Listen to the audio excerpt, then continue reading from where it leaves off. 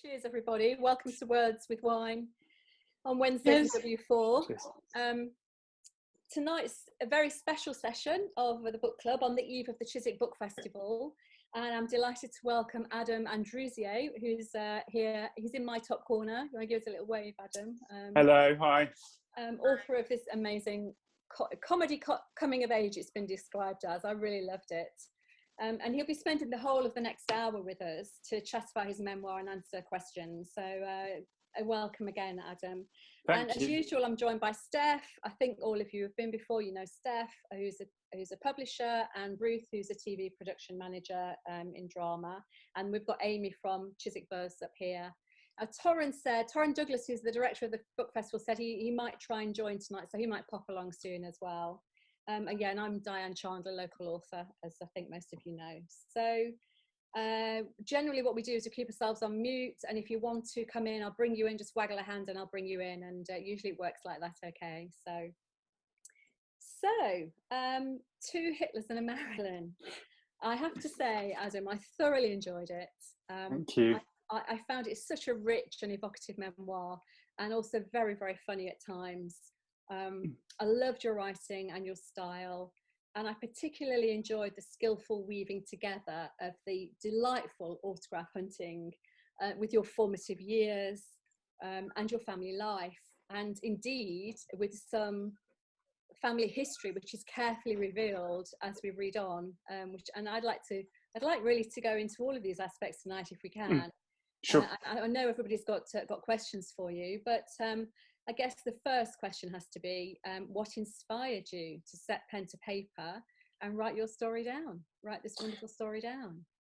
It's funny, it caught me by surprise, really, because I've been writing for quite a long time. I've been writing fiction for the past 20 years. I've written 4 or 5 novels, and haven't managed to get any of them published, sort of got very close and was trying to figure out what to try next. And while I was on the UEA course, University of East Anglia, I started in my second year a sort of a memoir. I just fell into it. I just was playing around with ideas and just started writing a sort of funny story about my childhood and my parents, and talking about the local synagogue, and just I was kind of enjoying the tone of it. And then it just suddenly came to me that the stories that I always tell my friends about autographs and autograph collecting and autograph hunting, I just thought, I'm kind of looking a gift horse in the mouth here. I'd never written about any of that. And it struck me as well that it's quite an interesting question to interrogate. What was it that made me so obsessed with famous people when I was a child? And I didn't really fully have the answer to that. And I think writing this book did get me quite close to what felt like the answer to that. But I just sort of fell into it and thought, why don't I try and write something that I would quite like to read, something that would be kind of fun and funny, and just mine those stories from my childhood. And then it kind of just started writing itself quite easily after that. Yeah, yes.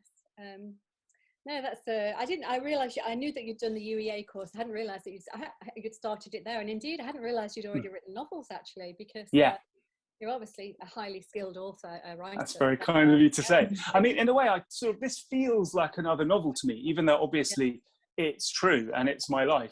But I kind of approached it in the same way as I approached the novels that I'd written, in that there needed to be, characters, and there needed to be sort of, an arc to those characters, the character development. There needed to be a story. So in the end, it feels like a novel to me, but obviously not quite that. And also, for many of us here tonight, I think, certainly for me, it was very nostalgic. I mean, I only had to read the bit about everyone sat down for the 2 Ronnies on the Saturday night, and I thought, yes, that's my childhood too, Yeah. And the way that you capture yourself at each age. So you start off at 10, and there you are outside Ronnie Barker's house, and you catch sight of him, and you're expecting him to be laughing hilariously and making jokes, and he's actually quite serious. And it's a lovely perception of the lack of comprehension of a 10-year-old as to why this man would not be laughing when you'd seen him on the telly, And I think throughout the whole book, you go through with little vignettes of yourself as you develop, as you kind of get to know yourself better, and as you grow into a teenager and an adult, really. And I just wondered, did you write diaries when you were a kid, or do you just have a good recall for these things? Or You know, I think I was cataloguing memories from a really young age. I mean, I remember as a child, I'd go to friends' houses and I'd come back and tell my mum stories about my friends' parents. And I'd say, well, his mum's really weird, she did X. And, you know, other people didn't really notice friends' parents. So I was a kind of, I suppose maybe the early signs of being a writer, that I was sort of noticing lots of little details. And also I felt sort of, had quite an adult brain on me, I think, as a child too, to the extent that I think I sometimes freaked adults out, you know, because I think I just seemed a little bit older than I was when I was young. But interesting, you pick up on the thing about that sort of blurring of the family life and being a child, and then this sort of the world of famous people and TV and stuff, because I think that was quite blurred for me, and maybe for everyone, not just children, in that at that time. Entertainment and TV, I don't know, it dominated in a way that I don't think it does now. I mean, I remember being on the tube in the mornings, on a Monday morning, people would be talking about the jokes they'd heard on Saturday night on TV, and everyone would be telling each other the same stories. And so we were all sort of infused with the culture, the same culture, those three channels that we had then. And it was, I think it was very different in that way to now. I think you're right. It's interesting, those three channels, but we all watched them. Generation Game, and then the two Ronnies. Yeah, right. Yeah. You mentioned that in your book as well, I think. Yeah. Okay, I'm sure everybody's got lots of questions for you. So who would like to, Steph or Ruth? Would you like to come in first, Steph? Okay, hi. Yeah, I loved it. Absolutely loved it. And just the writing and the way that you wove in the autograph hunting side and your family side, which you know, you brought up a lot of brutal truths there as well. Quite interesting. It was just fantastically put together. Thank you so much. And I was there, you know, when you were waiting for Gorbachev or when you were waiting for Nelson Mandela, I was there waiting with you. I was like, oh, what's going to happen? It was really exciting.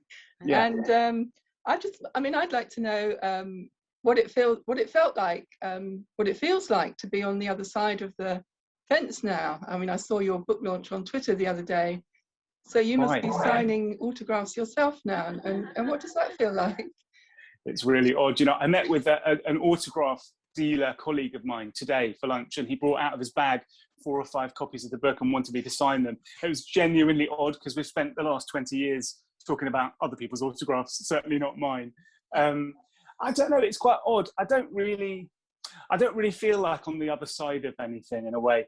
I think there's a kind of fantasy about writing a book and imagining what that would be like to be published and to have people read and react to your work. And you sort of imagine that you'd be able to access their reactions, and you have it in moments. So when people say nice things, it's really wonderful, but mostly it's quite abstract. You know that people are reading it, and even when someone says, oh, I really enjoyed it, you know, there's been many hours where they've had alone interacting with the book, and that's their experience, like being viewed through one-way glass or something, which I think must be what the experience is of being like someone who's very famous. You must feel people come up to you and they know you, but you don't know them at all. Must be just really weird when you're very, very well known. Yeah, great, thank you. Ruth? I really enjoyed the book, and it brought up a lot of personal things from my own family. I think there's lots in the book that touch people in different ways. My father was a collector. He was a stamp collector, and he was 11 years old when the Second World War broke out. And I often wonder whether part of his collecting was because of growing up there was nothing, and I through your book I'm listening to the stories of your grandparents, and what they went through, and then maybe the impact that had on your father and you. And I suppose for me, one of the real questions is, do you think collecting is nature or nurture? I think it's nurture mostly. I mean, I think I'm generally go the nurture side of that question with everything. I mean, there's a bit of nature somewhere in the DNA, but I think so much is nurture. And it's quite complex. The things that lead people to become collectors, I think it's quite complicated. In my dad's case, I feel that his sort of obsession with the Holocaust was a kind of displacement of other kinds of trauma, like his own father dying when he was 18. I think that was his huge trauma. And then he sort of hopped on to this other thing that became a sort of obsession.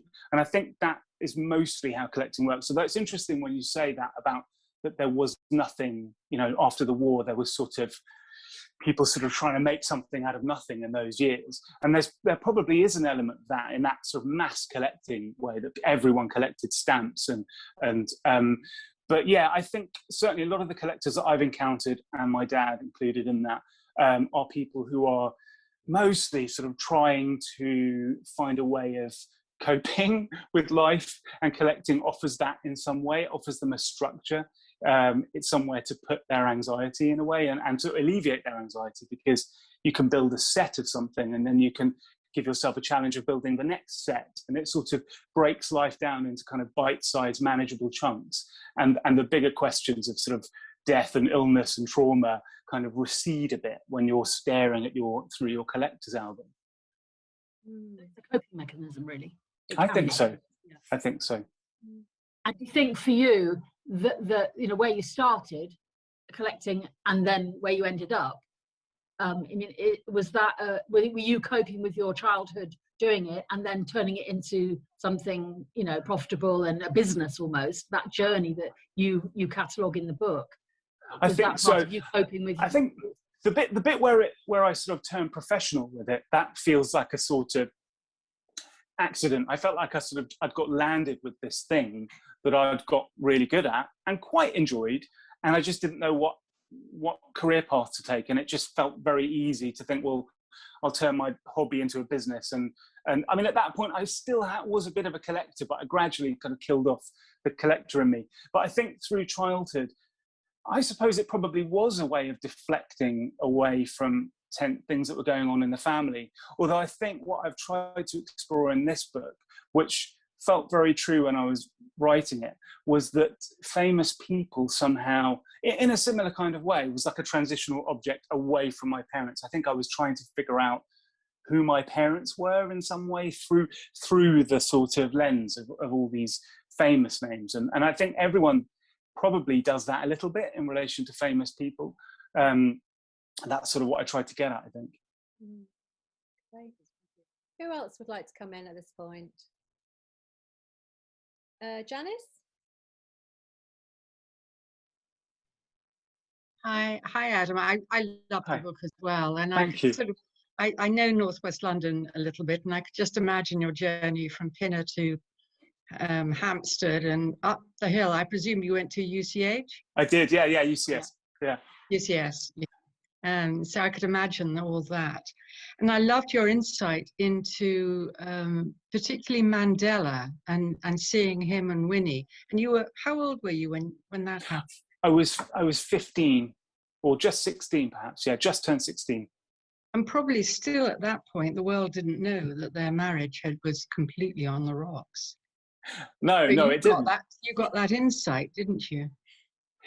Yeah, I seem to. I think that's a little bit of what I was saying before, that I had this quite odd, keen sense of analysing adults. I guess ultimately, I was analysing my own parents, but I think I definitely was conscious of trying to work out what was really going on under the surface with adults. And I remember Mandela, I mean, I suppose part of the reason with that as well is he seemed quite harassed. So in a similar way to how Ronnie Barker just didn't look like Ronnie Barker because he wasn't jolly, well, Nelson Mandela was like, you know, he was pretty stressed out. I mean, he just had lunch with Margaret Thatcher, who'd supported the South African government against him. So he probably had to swallow a bit of pride that day.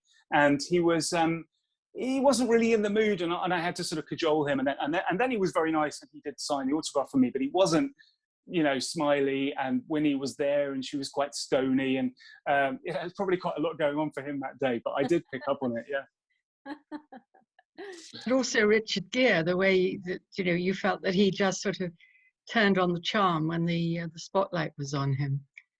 Yeah, I mean, the thing about autograph collectors was, well, I can't speak for all autograph collectors, but there's this element of that you sort of slightly feel you own these famous people, so that when they come into view, they're going to be the person that you want them to be, and they're going to be as pleased to see you as you are to see them. So there's often a kind of disappointment, you know, where that really doesn't quite happen that way, and you're just one in a sea of faces demanding something of them. Yeah. Are you still in the business? Yeah, I still buy and sell autographs. Yeah. Yeah. Are you still with Rachel?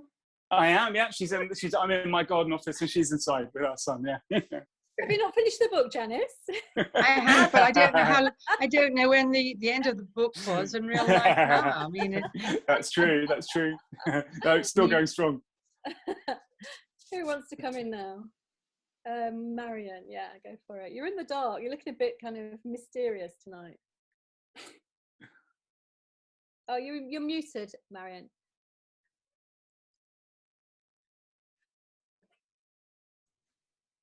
Can you hear me now? Yeah, okay. there you go. Yeah. Adam, I thought the book was completely charming. So well done. And you talked about through this time you were trying to analyze your parents, and I wonder now that you're a parent, what you have taken from your childhood and how your father parented you, and what you will do very differently. I mean, it was a very interesting relationship with your father, and so I think there's quite a lot to learn and navigate for you. And I wonder how you're taking that forward. Yeah, it's interesting because I think for most of my life I've been very conscious of not wanting to turn into my dad in various ways, and sort of took that to quite a degree. And in a way, the surprise with becoming a dad was, you see, I think that when you have a young child, you start noticing the things that you're good at. You're good at them because someone was good at that with you, I think. So, for instance, the thing I found really tricky was going to the park and just sort of standing by the swings and pushing a swing back and forth. I found that just really sort of humiliating. Like, this is what I'm reduced to, just standing here, just pushing my arm back and forth. And I guess that may mean that whoever was taking me to do that wasn't loving it when I was young. I mean, it's just my theory. But I did find it very easy. It came very naturally to me to play with my son and just have fun and be really creative with whatever was in front of us. And I do think that comes from my dad. And I think I did start to notice in myself lots of good qualities about my dad. As certainly in my early years, I think my dad was really playful and really quite present. And I think the other stuff is just sort of, I've thought about it for such a long time and worried about repeating things about him, but I think I'm really quite different to him temperamentally. So I don't have the desire, for example, to show my son autographs or show him things and sort of demand that he be enthusiastic about the things that I'm enthusiastic about, because I think I just so haven't wanted to repeat that this year, and it's just not in my character anyway. So yeah, it's a funny mixture of things, but I definitely think that as I've got older, I've valued my dad more in seeing how I'm working out as a dad. Can I just dig a bit deeper on that? To be honest, I thought we'd come on to your dad a bit later. I thought we'd start with a light-hearted autograph discussion, but maybe we'll do that a bit later. I was quite surprised by your candid comments on your dad, which became more candid as the book went on. And at first you capture when you're 10 the excruciating embarrassment of a dad, begins very light-hearted way, and then your view of him kind of changes as you become older, and you write about your mistrust of him and your empathy for your mum, and you kind of put him across as quite a selfish man. There is, to me, a thread of dislike. We know he's going to leave your mum, don't we? And you're very candid about it. To be honest, I was really surprised to read in the acknowledgements that he's read your book and he's had this big-hearted approach to it.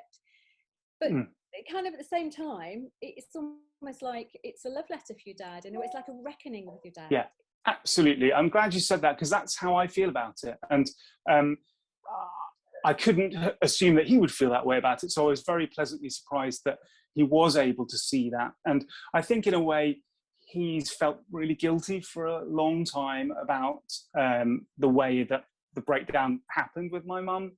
And in a funny kind of way, I think he was sort of relieved, like he's been waiting for a punishment. And when it came, it wasn't that bad, and it was quite fun to read. And also he did feel that it was a sort of love letter to him, and he did see a lot of positives in there. And I think he really likes the idea that he kind of gave me the collecting bug, even though that I'm not sure I'm so grateful for that. But anyway, I think he sort of likes the idea that the apple didn't fall far from the tree in that sense.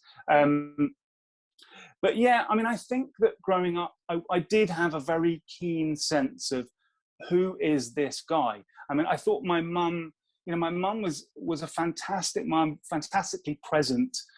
I did feel very sort of involved with her, maybe a bit over involved with her emotionally. And my dad was away at work an awful lot of the time. And that dynamic did become quite strained as I got older and wanted kind of my independence. Yeah. But as a young child, my dad would show up at weekends and say, "Do you want to do the gardening with me?" And I'd be like, "No, like, who are you? I haven't seen you all week." And so it was sort of, he was a very mysterious figure in a way to me through my childhood. And then he had these crazy obsessions like the folk dancing and the postcards, and he really took up a lot of space with that. And our summer holidays would be geared around his hobbies and things. But as an adult looking back, it's a funny mixture. I mean, especially when I think of the material it gave me for this book, I'm sort of grateful for that. I mean, he's a really larger than life person, and I'm interested in people like that. But he wasn't a straightforward dad to have growing up. That's definitely true. It's funny what you just say about your mum there, because at one point you say you actually call yourself her replacement husband, and obviously you're very, very tight to your mum and sorry for her and whatever. But it was a great thread through the book, and it kind of pulls you up short a little bit as well, because we're all romping along with you, and then suddenly these kind of acerbic comments come about your dad, and it takes us down a different alleyway, really. Right. It enriches the book, I think, but yeah. Oh, that's good to hear. Helen, did you want to go? Yes, hi Adam. I also loved your book. It made me laugh out loud in several places. Great. And I mean, I loved all the autograph stuff, but I particularly loved your dad. That's true. I just think he sounds wonderful. And I wonder if you could just say a bit about your relationship with him now. My relationship with him now it's pretty good, I mean, I think I feel that I understand him quite well now, partly not just writing this book, but over the years I feel like I've had to do a lot of work trying to figure out what makes him tick and why he is the way he is. And I think part of the reason I've had to do that work is that he's not a bad guy. He's really nice, and he really loves life, and he loves people, and he has such enthusiasm that you can't, even when he's been at his worst, you can't just dismiss him as a bad guy, and his love is sort of overflowing. He's full of love. I mean, there've been times when I felt as though that love feels quite sort of miscellaneous, and I don't feel completely known by him. I feel completely loved by him, but he won't necessarily, he'll say, "Do you take sugar in your tea?" Even though I haven't taken sugar in my tea for about 40 years. "Do you like tomatoes?" Yeah, he won't remember things that I've never liked, or, but I'm very fond of him. I mean, he had a cancer a few years ago, and that was a real wake-up call, because then you really recognise that this person isn't going to be around forever. And I think I worked quite hard to sort of get over my issues with him and try to see things from his side a bit. And also as an adult, as a man in his 40s, married with a child, you get much more perspective on what it's like to be a dad and a husband as well, and the complications there. And I think he handed over quite a lot of parental responsibilities to my mum because she wanted those responsibilities. And I think in a way, he cut himself out of the deal a little bit. So I think we have a really good relationship. And I think there's certain areas where he's no different. He doesn't have a perspective on himself. So I feel that probably like everyone, I'm in a slightly different mode when I'm with him than I am with other people. And he's a good guy. Does he still collect his postcards and do his Israeli dancing? He does. I think the Israeli dancing is mostly on Zoom now, but he still does it. I'm really pleased to hear that. Yeah, he still does it, yeah. Great. Who else would like to come in? Fiona. Hi, Adam. Hi. I loved it. I loved it too. It was just the perfect summer read, and thanks. and also, like others were saying, it was sort of lots of things that also took me back through my own sort of journey of growing up and events, and how you kind of intertwined sort of history and things that were going on in the world as well with the autographs, and you know who was you know, famous and important. I guess I actually had two questions. The first question was really, how did you decide which autographs to sort of showcase? Was the story obvious? Because obviously you probably got many stories and experiences from collecting, but like, was it obvious, or was that were those difficult choices around? They weren't difficult choices, but it did feel quite spooky because it sort of came to me. So as I was writing it, I think that writing always involves a bit of an unconscious process. So I would often find I'd wake up in the morning not aware of what I dreamed, but then sort of think, oh yeah, that was that time when I tried to get Boris Yeltsin's autograph, and it would come to me. And then what I'd do is the challenge would be in that chapter to think, well, how does meeting Boris Yeltsin, you know, what fit thematically with other things that were going on in my life? And there were some people who I just didn't use because I couldn't quite see how it would bring out the themes of things that were going on at that time. So, I mean, it is, I think any memoir is a kind of collated thing, you know, it's a curated thing. So other things happen to me in my life that are not in this book, but, you know, so yeah, you do have to sort of privilege one thing over another. And I was definitely led by what was going on in my character. And I mean, certain things that slotted into place felt really unbelievable. I mean, like the thing with Monica Lewinsky, I suddenly remembered, oh yeah, I met Monica Lewinsky. Oh, and I wanted her to sign this card that Bill Clinton had signed. And that just synced so perfectly with what was going on with my dad and his new partner at that time. And it came very easily. I can't really explain it, but it did. I mean, I wonder whether it's because in a way it's been simmering away in my head for years. And so the writing of it sort of poured out of me a bit. And it seemed to be very neatly organized. And there were not many difficult choices to make in terms of the people to use.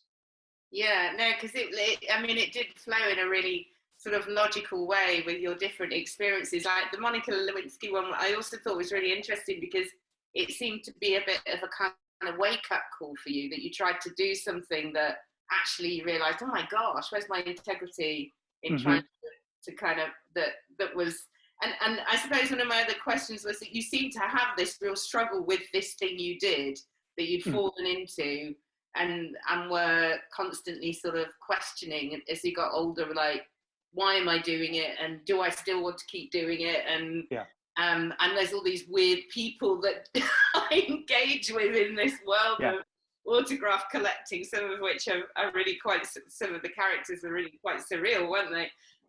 Totally. So like, you know, why have you say you have kept going? Yeah, I've kept going, although I really would like writing to take over. I mean, if writing could take over, I'd happily put the autographs. I don't know if I'd completely stop, because I think I'd probably still find that it would be a bit ashamed to completely stop it, but I wouldn't mind it being seriously sidelined.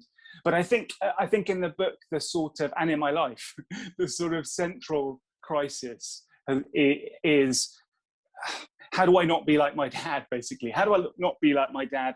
And then every time in the book, I think I've managed to find a way out, I'm confronted with how I'm actually quite similar to him in some way, and the dealing and the collecting is central to him. I mean, even now when I see my dad, he'll say, have you got any good autographs recently? You know, what have you bought? What have you sold? And he talks to me as if I'm a collector, and as if I'm going to be excited in the way he's excited about his collector's items. And it always makes me feel uncomfortable, because I want to say, a bit like saying, I don't take sugar in my tea. It's like, no, they're just objects to me.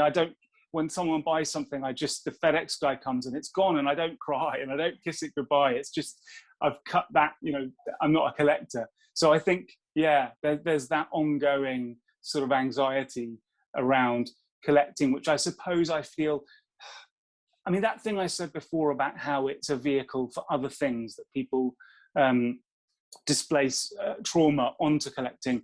I suppose I feel I'm a bit of a Puritan. I don't like the idea that I would be living my life or supplying autographs to people, encouraging them to be sort of in some way self-deluded. You know, I prefer it for people to just confront whatever's going on and be honest with themselves. And I think most collecting is not leading to inward examination. That's for sure. It's outward.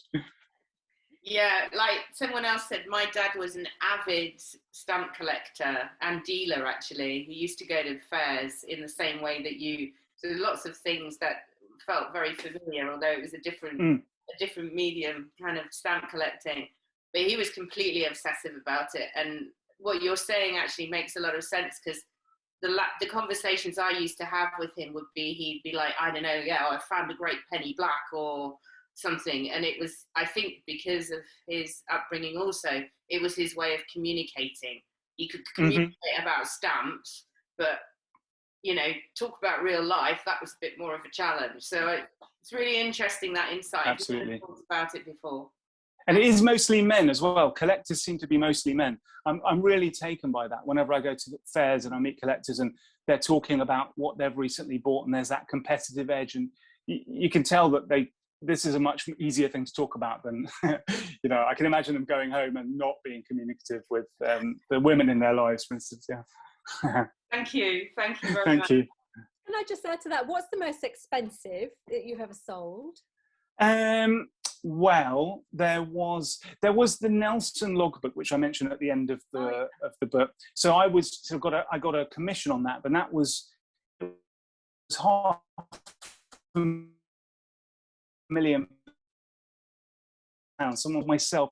I sold a Van Gogh letter about 10 years ago, and that was about 120,000, I think. I've sold a couple of things in that kind of range, but it's quite unusual for me to sell things at that kind of level. I mean, that's kind of like an annual salary, isn't it? A massive. Yeah, it's huge. Yeah, no, it is. I mean, not all profit. I can see why you wanted it as a sideline. And you mentioned the selfie market as well, and has that changed the whole selfie thing, the phenomenon of the selfie? I mean, has that changed the market? Oh.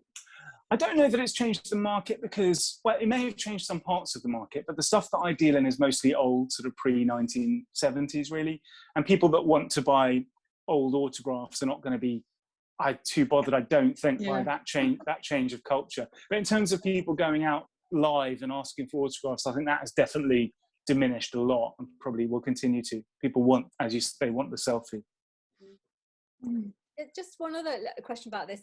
Sig Bernstein comes with his halitosis. Every time you mention this poor guy, is he still alive, this guy? Has he read this book? I mean, does he realise? I think the less I say about this, probably the better. There is a guy this is based on, who is alive, who is very old, and I don't know if he's read it. But I won't tell you his name. Yeah. That's cool. Who else wants to come in now? Who's got a question for Adam? Kath, yeah. Yeah, and just a frivolous question. Have you ever been tempted to paste your child's photo on one of your face? No, I've never been tempted to do that.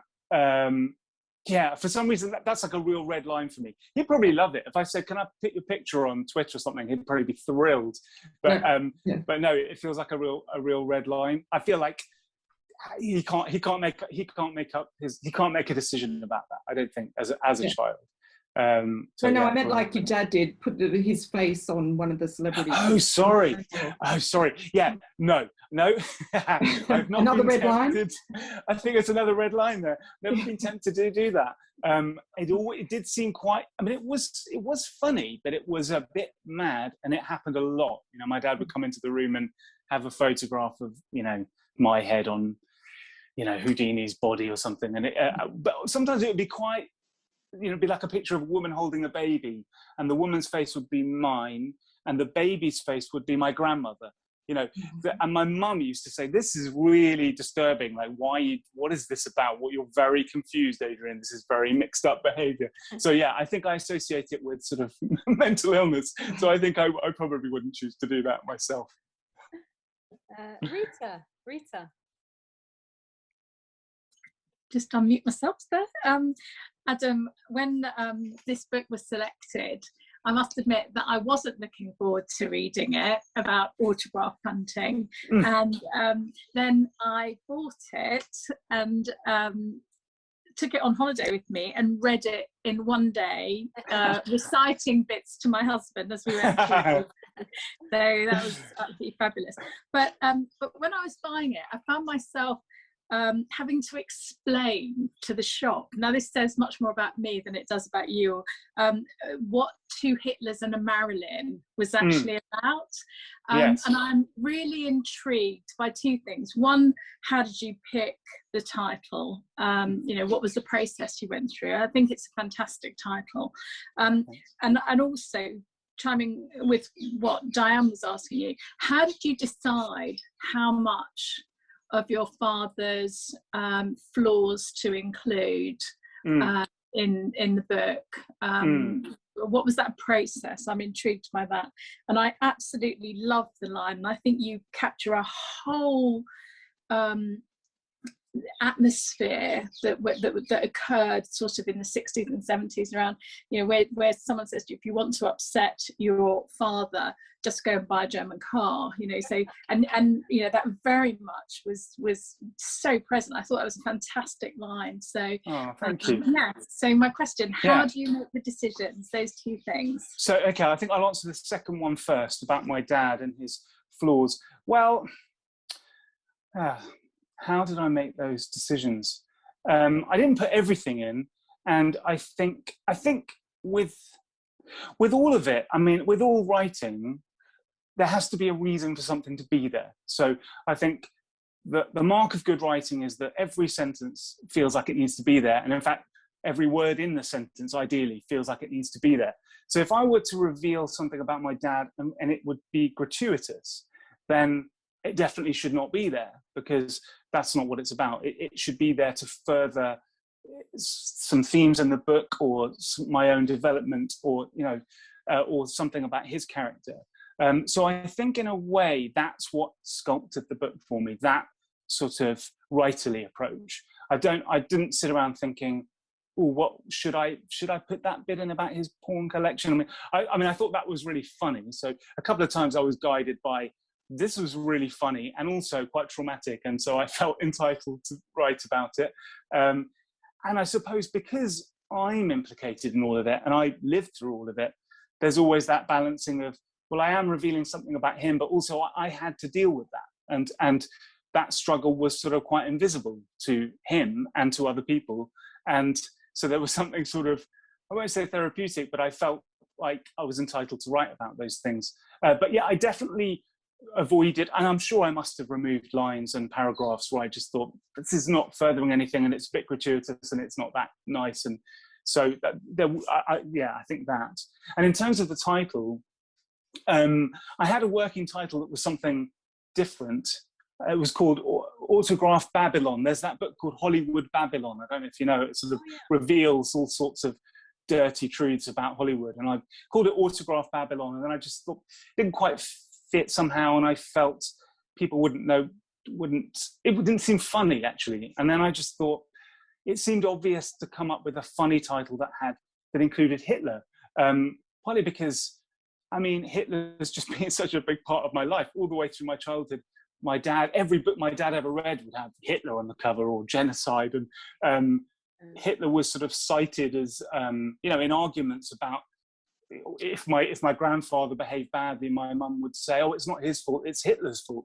And so sort of quite bad behavior was excused through Hitler. And probably he did cause some of that bad behavior. So I thought it would be funny. And I also thought it's really a big theme. Hitler's a really big theme for me. And and I think putting him side by side with Marilyn felt like particularly weird to me. And for there to be two Hitlers and a Marilyn, I thought that just seemed suitably weird. And it is such a weird profession that I'm in, where you get these famous names side by side, and people sort of collecting them. So yeah, does that answer it?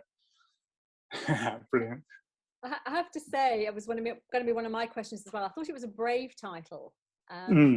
Yeah, I was quite surprised that the publisher went with it, because when I first met them, they really loved. In fact, when I met them and they took this on, I'd only written about a third of the book, but in that first meeting, I did say, what do you think of the title? And my editor said, yeah, I like it. And my editor was a little bit, my agent was a little bit less sure. He was like, yeah, I'm not completely sure about that. But I pushed it a bit, and my editor liked it. So I was glad, yeah, because I think it is a little bit brave, isn't it? But I thought, one of the things I thought is it's quite difficult to walk past that title, or if you glance at that title and not think, what is that? Because it's something just so odd about two Hitlers, especially. So yeah, I think perhaps that's why they went with it. There's something about it that is quite memorable and odd. Yeah, I mean, I saw something on your Twitter feed where it's on sale in Germany now. It was in the German book club now. I thought, I wonder what they think of this. And that's so weird. Yeah, so yeah, I mean, that's in an English language bookshop in Berlin. But in fact, I've sold a German translation that's going to come out next year, which felt like a very strange coup, and quite satisfying. And sort of, I'm glad about it. But that'll happen next year. I love the word coup there, actually, and I love the fact that you wanted Mein Kampf with Adolf's signature, you know, and you and Rachel, like Rita just said, buy yourself a bloody German car if you want to piss with Adolf. Yeah, that was a strange object. That was a strange object to own. Who else would like to come in? Anybody else got a question for Diana? Evening, Adam and everybody. Hi. I absolutely loved it. The innocence that I felt, it brought back all my autograph hunting when I and you were so innocent, and then you so cleverly, the adult world starts to penetrate. Suddenly, yeah, why not write to Jimmy Savile? Why not write to Rolf Harris? And we're cringing because we know. But we didn't know then, you know. The writing is just, I think, is so brilliant, Adam, because of the way you bring in the adult world to this innocent boy. For example, the pornography, your dad going off to the shed to change light bulbs.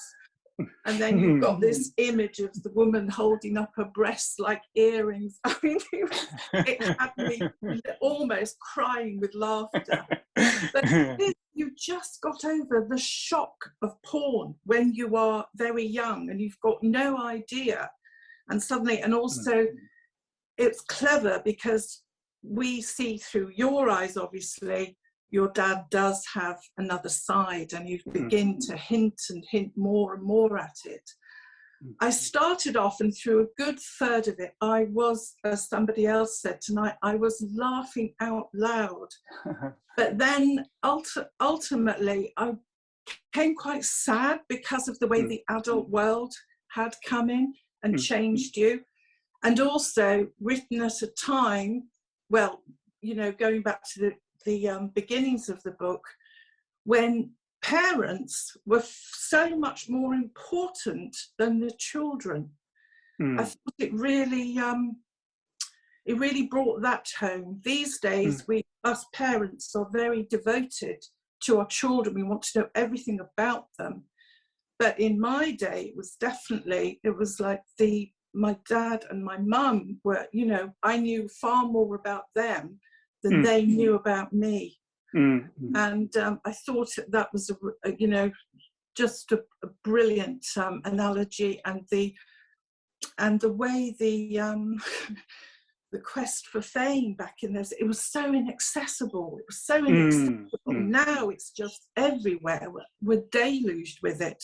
And it's tedious, isn't it? But back then, I think Stephanie said the excitement of you with your autograph book, you know, I've been there. I remember getting the train into Manchester to get an actor's, you know, an actor's autograph. And my mum would poo-poo it and don't be so ridiculous. But then we're walking across a car park and she suddenly screams out loud, Russell! And it was Russell Harty. Do you remember Russell Harty? I do, yes. It was just like, you know, it was just that shot of fame. And it's all so accessible now. It certainly wasn't then. Most of the questions, well, all the questions I wanted to ask have already been answered. But I wonder which is your very favourite autograph or item? It's a difficult one to answer because, as I said, I do think I sort of cured the collector in me. I have still got a handwritten letter by Billie Holiday when she'd just been sacked by Count Basie, and she's 18 years old, and she talks about feeling as low as a snake, but she's got her mum to take care of, and she's worried she'll end up in the poorhouse. And that's a sort of amazing document that I do continue to find quite amazing because I'm a huge fan of hers. In terms of my own sort of stories, in a funny kind of way, I think I'm fondest of my stories of failure, like Ray Charles and Liz Taylor and Boris Yeltsin. There's something sort of bittersweet about me wanting something so much and not getting it, but getting something, getting some sort of a human reaction, and in some ways a more human reaction than the people that just happily sign their autograph. The ones that refuse, you're sort of, in a way, there's a bit more relationship going on there. So I think I'm probably fonder of those on, maybe Ray Charles in particular, because it felt like, I had an argument with Ray Charles, and there's something sort of weirdly satisfying about that. Yeah. Although I feel a bit bad that I keep telling that Ray Charles story. Poor Ray Charles, he didn't want to give me his autograph. He was blind. It's fair enough, really. He didn't know what he was signing. Oh, brilliant. Thank you. Thanks. Am I being gullible in wondering whether Greta Garbo actually was that old lady that you danced with? I think it's extremely unlikely. She was almost certainly German. So I don't think it was Greta Garbo. No, that was definitely me overlaying some fantasy into that chapter. In fact, I wrote a short story a couple of years ago that is really not funny at all, that is based on that experience of being forced by my grandfather to dance with this ancient old German woman. And it really felt like dancing with a corpse or something. It was really awful. And he made me do it. And it was quite traumatic. So but definitely wasn't Greta Garbo, though. Ricky, did you have a question, Ricky? Yeah, Adam, like everyone said, it is absolutely amazing. I really enjoyed it. Thank you. And I have to say, this is my first book club tonight, and there is a reason it's my first. It's because I'm a distracted writer and reader. Oh, right. And I never usually been able to finish a book quick enough to get onto one of these, but that's why I'm here. It was amazing. And I bought a couple of copies because after I read it, we actually had our own little book club while we were away, my family and I, on this book. Because I found it very difficult to try and explain to my 16-year-old son and 12-year-old daughter what it was like then. And even after trying with books like Adrian Mole and I was about to Diane and Stephanie about this, it's never really done the trick. And this book has hit home, and it actually gave me more, I thought, than I bargained for with my dad that was away with us, my 8-year-old dad. So one of the things I got out of it at first was success, and what defines success now and then as a child, and what you were doing to strive for success, and was it for yourself, and was it, to, like people have said, I think Diana mentioned this now, looking up to your parents, and what did they want? Were you looking to get, when I think when you're at the beginning of the book, when you realize that some of those autographs were fake and are not real, and was that a disappointment that you didn't have those, or was it a disappointment that your dad may have not been as impressed as with you? Very good question. Yeah, I think there was definitely an element of me wanting to please my parents. I mean, some of those autographs that I was writing off for were people that my dad was suggesting I write to them. I didn't know who Fred Astaire was, and I was writing to them and sort of giving him back a bit of his childhood almost by getting hold of these things. And he would be very nostalgic about it, remembering watching those films when he was young. So I think I did feel a bit as though I was collecting on his behalf or on other people's behalves. But it's interesting what you say about that kind of that more innocent time and the time before the internet that your kids can't possibly imagine. And I really enjoyed returning to that and remembering quite how enormous the world felt. I mean, it was so different. You just had no idea how to. I had no idea how to reach these famous people. It seemed improbable that they even existed. I mean, I couldn't believe. That's part of the thrill of seeing them when I go out for autographs, seeing them appear out of a car. they were actually real. You know, you can see why. I mean, in a way, it's surprising that there weren't more conspiracy theories then, because it was really quite hard to prove that anything was real back then, because everything was just so far away. Yeah, absolutely. I mean, the work that went into what you did and actually getting those autographs. I mean, nowadays there's too much on tap for children, and so reading through that, and what I actually asked my children to tell me is, could they tell me each of these characters, you know, Big Daddy, you know, talking about giant haystacks, the two Ronnies, could they describe to me who these characters were without actually really knowing them? And so what an amazing job you did in being able to, for them to be able to come back to me and say, you know, Big Daddy, you know, he was a wrestler. I couldn't imagine you like this. Yes, he did look like that. You know, why was he called Shirley? That's brilliant. But then things that I think we all, I don't know, can't speak for everyone, but my dad used to work a lot. He's 80 now, and he works all the time. And I always kind of think of my childhood as I never really saw my dad. But then my dad would say, do you remember when I was giant haystacks when you wanted to be Big Daddy when we were kids? And suddenly these memories would come about, and it's nostalgia. And I think, you know, you kind of hit that, I think, different market that hasn't been done yet, that I've read anyway, in those sort of descriptions that you use and the collecting. And, you know, my kids now don't see my He-Man collection as sad as it was prior to reading this book. I guess, and I love the camera piece and the end of, you know, and I love the end, you know, with the camera. And, you know, that was my kind of, I think, comment who said it earlier about, you know, showing the love for your dad. And that was the key for me, you know, with that camera. And that was kind of the homage to your father. And that was brilliant. I absolutely loved that. And I, you know, it did make me quite emotional. I guess my last question, Adam, if I may, is when did your dad, or when did you feel your dad talk to you about your collecting as a dad? And when did it change that you felt like he was talking to you as a collector? Where was that transition that do you remember a transition? So I don't especially remember a transition. I just always remember him.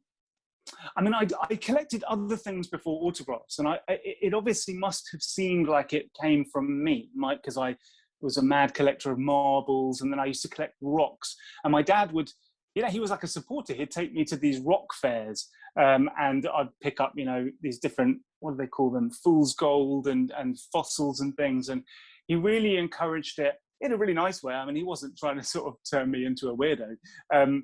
But I suppose it's more looking back on it that I think, okay, I obviously picked up this collecting bug from him. But he would probably just say, but you were collecting all this stuff. So I mean, it's hard to say, like, who's right. I think I'm probably right, but yeah, but, you know, kind of, it emerged and probably seemed quite odd even to him. But he definitely encouraged it. And the famous people thing, I mean, autographs is a very strange collecting area. It feels very different to most other collecting areas that I've come across, in that it has this extra dimension to it. I mean, it's really curious because it's people, you know, someone who's collecting. If someone collects Churchill, well, he was a person, and he meant something to that collector. That's maybe individual, it may be a collective thing, but it's a very curious thing, and I think it does blur some boundaries. So, as I've already mentioned, I'm writing to people that my dad knew when he was a child. So, yeah, I mean, he really did encourage it from that point onwards. But I couldn't say exactly what he was getting out of it in terms of the famous names. But yeah. No, thanks, Adam. Thank you. Amazing. Thank you very much. Thank you. Ruth? Yeah, Ruth. What I'd really like to pick up on is Adam, the autograph hunter. Adam, successful author of a book, amazing, we talked about it. But Adam that wrote lots of things before this, and Adam that wants to be remembered as a successful author and not an autograph hunter. So in terms of your creative writing, because there's a lot of writers here, in terms of where you are now and looking forward, what is your ideal scenario? Where are you at in your journey? Where am I at in my journey? It's funny because being a sort of debut author who has already been writing for a really long time, it's quite a strange moment for me because it's not new for me. I've been trying to do this for so long. And so in a way, I feel as though I've climbed this huge mountain only to then realize that I'm at the foot of another mountain, which is, you know, the question you're asking really, which is where do you go from here? And I suppose I'm still letting my thoughts settle, and it's still quite new for me. This experience is incredible for me to have to talk to people who've read the book and engaged with it, and it's just nothing short of miraculous. It's amazing, having felt so frustrated for such a long time of feeling like I wanted to communicate and only really communicating with friends or the few people that would read things. But definitely more writing. I'm toying with a second part of the memoir, so going from where this one ends, barring the epilogue, where this one ends in my late 20s, and sort of picking up from there to date, maybe mixing in some more stories from childhood, going back and forth in time. I'm still thinking about that, but I think I'm going to try that next. And then definitely fiction. I don't know what, but I would like to write fiction. Because quite a lot of successful authors, once they get that one book that gets them noticed, they have a back catalogue, and right. Actually there's places they can, the novels you've written, the fiction you've written. I mean, do you feel that was part of your journey and you're leaving it behind? Do you think it might be something you'll revisit? Interesting again, because this is one of the things that crops up for me a lot, where I'll think, I'll look back at things that I've previously written, and in particular there are two books, my two most recent books before this, that I think are in quite good nick compared to the earlier 3 or 4. I think I slightly cringe when I read them at different things, but the more recent 2, I sort of think, yeah, they had something. And one was quite a serious 3-generational novel based a little around my family, but fictional. And another was a sort of offbeat comedy-ish thing about the rare book market. And I've toyed with those, and I'm still toying with those, and I may actually decide to revisit them. But I think the thing that tends to stop me from going fully gung-ho with that is that there is a sort of journey that you go on as a writer, and it does a bit feel as though those are books that I've written, and so my emotional energy is it's better invested in whatever I'm going to do next, and to find out sort of how I unfold somehow. Because I mean, I don't feel that any of those books have been wasted. It's very painful and very tough to live through books that you've written that don't get published. I mean, it's agony, and if anyone is in that position, I mean, no one has had. I've had the same amount of agony. I promise you, so much agony. It's like losing a child each time. It's so painful and awful, just awful. But it does make you a better writer. Each book you write that is better than the one before. In my case, I felt that it is, and you learn things, and your voice develops. And so I'm sort of curious to see how my voice might develop next. And so it would feel a bit of a shame to go back too much. But I may revisit at some point. But I think mostly my instinct is to move forward and see what comes out next. And also, I think quite a lot of people will just cherry pick. They don't know it at the beginning, but they end up maybe cherry picking, and no one ever knows. Can I ask you also this final question, Diane, about the television? Nowadays a lot of books, production companies get interest. There's so much production in this country now, and with Netflix and Amazon Prime and Sky, and I mean, it's the drama production in this country is going boom and working in it. I know it's going boom because we can't find the staff to film it. In terms of like this, I've got there's a production company that is buying the TV series rights.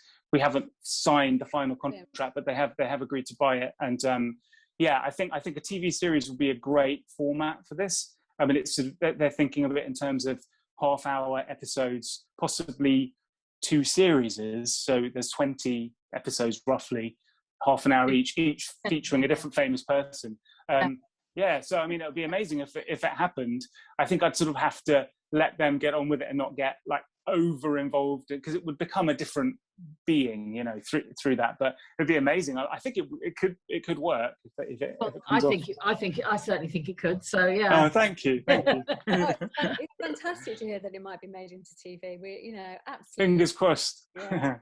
So just before we let you go, I've just got one last question for you. I know you've got a sense of humour, and I just wondered if I could strike a deal with you. So when I was 10 years old, I had a little autograph book of my own, and to be honest, I can't find it. I've been trying to find it, but I know that in this book there is Ken Dodd's autograph. Oh yeah. Because I saw him when I was about 10 years old, and we're talking about 1973. So what do you reckon that might be worth? If I could dig it out, could we strike a deal, do you think? 20 quid, 10 quid. It's not a fortune, I'm afraid. He was a very funny man, but it's not a fortune. I've got David Essex. I've got David Essex signed. I'm going to make you a star. Dear Ruth, lots of love. David Essex. I've got Muhammad Ali. Have you? What year did he sign it? 1990. I was in hospital. Who was this? And my friends were over in Cannes. Muhammad Ali. He was very unwell, but it's a beautiful black and white photograph signed to me. And he had that's nice at the time. So how much is that worth, Adam? Well, probably between 100 and 200 pounds. Well, that's just not fair, is it? I mean, why can mine not be? Sorry. Ken Dodd was funnier than Muhammad Ali. Actually, Muhammad Ali was quite funny. This is why it's good you're on Zoom, Adam. Otherwise, we'd all be getting your autograph. We've better let you go now. We've had quite an intense and hopefully fun discussion. You've been amazing, Adam. Thank you. I've loved it. Thank you so much for having me. Thank you. Thank you. And cheers for everybody. Yeah. Well, we're all waiting to see the TV, and we'll read your TV. Thank you so much. Thank very you. talented. See you. Bye-bye. Thank you. Thank you. You need a refill. I do. Thanks, Adam. Thanks so much. Bye. Bye. Bye.